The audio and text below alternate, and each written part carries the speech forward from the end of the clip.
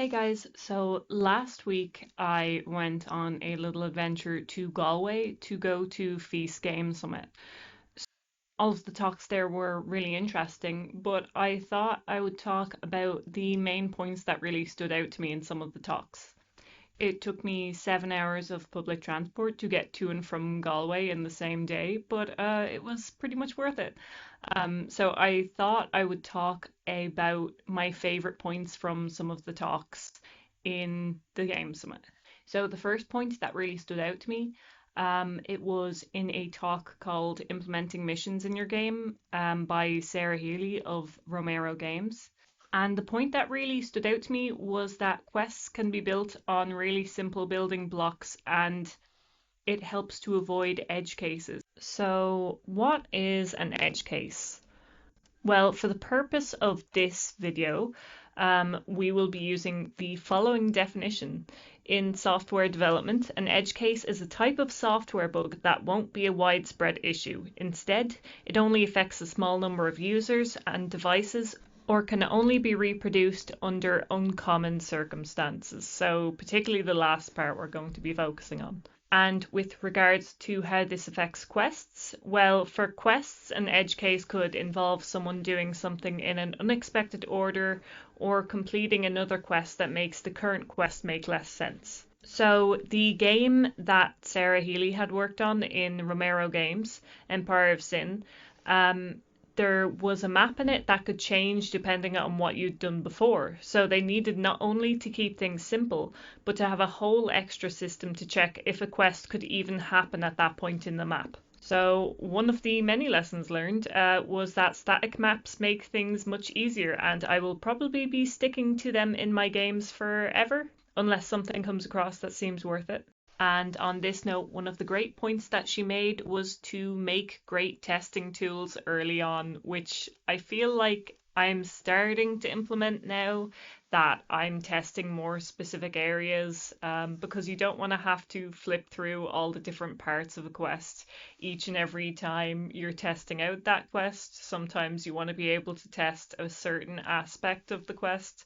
So that is something that I should definitely be working on implementing better. And the thing I liked about how Sarah talked about building quests was she talked about building them out of verbs. There were three types of verbs that things could be broken down into. So fighting, interacting, and navigation, basically. And you can have a number of verbs under each of these headings, but they all break down into one of these kinds of things.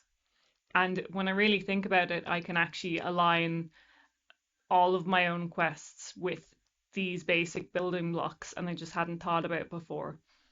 Had I been a little bit smarter about the way I'd built my quest system, I would probably have thought about using this system as a way to implement it in code and check had a quest been done in a much more simple way. But fortunately, at least my main story one is pretty simple. It's just story value increasing. But for my side quests, I think it's definitely something that I'll be implementing and thinking upon how to build a system with. The second point was inspired by a talk by Josh Sawyer of Obsidian Entertainment, and the talk was called Pentiment Learning to Love Being an Awful Detective. I haven't finished Pentiment yet, but I really love how it rewards you in abstract ways. Like, I feel like I'm reading an enriching history book when I'm playing it, but in a very interactive, interesting, almost gossipy way. And the point that really stood out to me was that having dialogue choices being rewarding doesn't have to be so conventional. So it doesn't have to actually provide a reward or give the greatest outcomes, but it does have to give the player some form of value. So whether that's an entertaining outcome or a piece of information or some kind of big effect on the story. And I think that's one of those things that separates games that have dialogue choices um, from being an incredible experience where you feel like you've really had an impact on the game and you really interacted with the game in a meaningful way, from games where it's sort of just pick the right dialogue choice and it feels like You're just trying to win the whole time. One of the games that Obsidian had worked on that he actually made this comparison with was Fallout New Vegas. And obviously, one of the problems with New Vegas's system was that if you have enough of a certain skill and you can pick the dialogue outcome for something, then you'll basically just win. You'll basically just get the right outcome, which isn't always ideal for story purposes because it turns out that sometimes speech or certain skills can't get you out of every single situation all of the time. And it's sort of not immersive to know that, oh, if I pick this one, I'll get the right answer.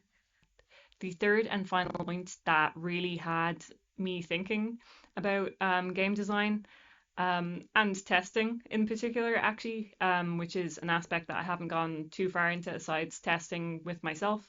It was inspired by a talk by Dana Nightingale, who worked on Deathloop as the campaign designer. And the talk was Deathloop's UR/UX Deathloop. And it was talking about basically how the user research led them to realize each time that the user experience wasn't quite coming out right and how they had to reinvent and change things each time.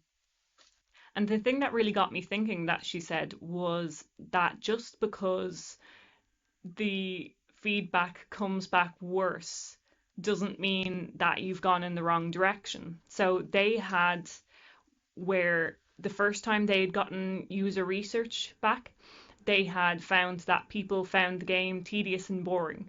But the second time they'd gotten user research back, people had rage quit the game. But this was because they got people to care about the game for the first while, and then people just found that they came across a roadblock that they couldn't get past. So it turns out that they actually had improved upon the previous tedious and boring. It just sounded worse because people were so passionate about it now. And that sort of made me think about how the way we interpret user research is really important, and the way we interpret people's playtests are really important, and that sometimes negative outcomes just mean we have to look more into the actual user experience of playing through things and wonder where those roadblocks are that are stopping people from enjoying things rather than like, just the whole panic thing. The main point of her talk was don't panic as well a lot of the time, which I really liked. So that is what I learned from Feast Game Summit. I hope you enjoyed this video. Um, Please like and subscribe and comment if you want to, if you did enjoy it. And hopefully I will see you again soon.